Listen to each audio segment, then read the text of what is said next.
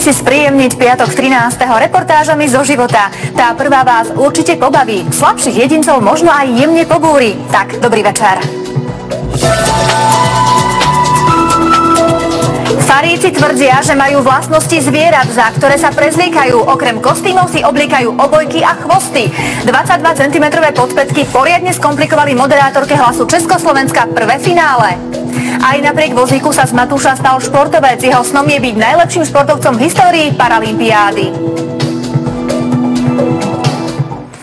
Počuli ste už o Faris? Ide o skupinu ľudí, ktorých môžeme nazvať aj chlpáči alebo plišáci. Každý Faris si vybral zviera, ktoré predstavuje jeho samého. Ľudia z komunity Faris sa vraj cítia ako zvieratá a niekedy tak aj konajú.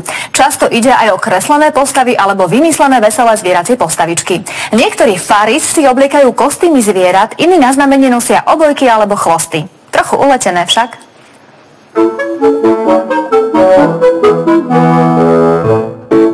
Ak uvidíte takéhoto plišáka na ulici, nemusí ísť iba o hru. Toto je typický farík. Berie to skôr ako zábavu aj pre seba samého.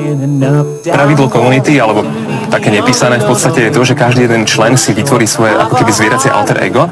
Niečo, čím vystupuje v podstate v priestore tých ľudí. Moje ideálne zviera je v podstate líška spojená s mačkou, takže je to taký ako keby hybrid. Tá postava v podstate je vykreslená podľa toho, že ako ja sa cítim vo vnútri. Takže je to v podstate tak navonok, som to navonok ja povedaný trošku inakšie. Chvost nosievam, nenosím ho na verejnosti, obvykle ho nosím na zrazoch. Mám ako svoju postavu vlka, grejfura. Keď chodím takto do zoologickej a som proste tu pri tých vlkoch, tak viac menej sa cítim ako keby som bol proste s nimi v tomto smere. Že sú pre mňa možno niečo ako druhá rodina. Grejfur alebo Ľubo zbožňuje vlkov. V bratislavskej zoo pozná celú svorku po mene. Vlkov fotí, maľuje a vraj sa od nich veľa naučil. Keď som sa dostal do komunity, bol som pomerne zakriknutý, neveril som si a vlastne komunita mi ukázala, že môžem byť sám sebou bez toho, aby som sa bál, ja neviem, že ma niekto bude odsudzovať. Umenie je veľkou súčasťou komunity Faris. Zvieratá kreslia tak, ako ich vidia, cítia a ako si ich predstavujú. Od zvierat sa učia najmä sebavedomiu.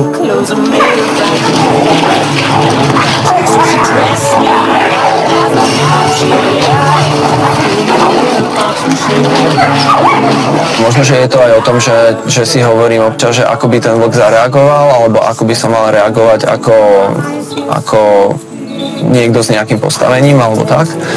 Ale skôr je to o tom, že som našiel proste ten taký nejaký vnútorný balans a tu to vlastne odkiaľ môžem čerpať tú seba dôveru.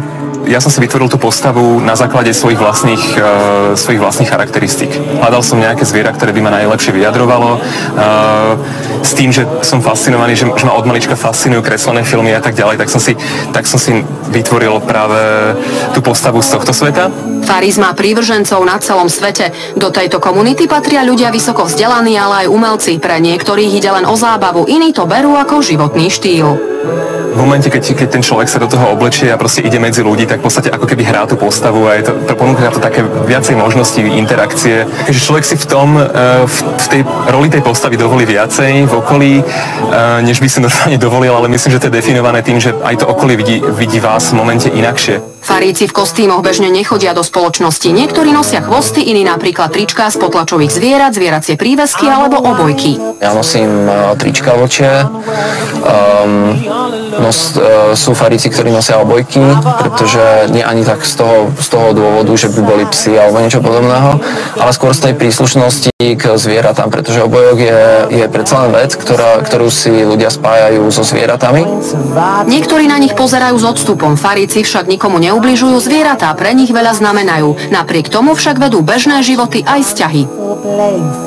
Sú faríci, ktorí sa dokonca vzali a už majú aj deti. A zase niektorí samozrejme majú aj partnerov, ktorí nie sú faríci a proste normálnym spôsobom iba proste chodia na zrazy a dajme tomu kreslia alebo takéto veci. Proste berú to ako iba nejakú súčasť. Takže je to na každom z nás, že ako sa k tomu postavíme. A že ako veľmi dovolíme tej komunite prerásť do našho súkromného života.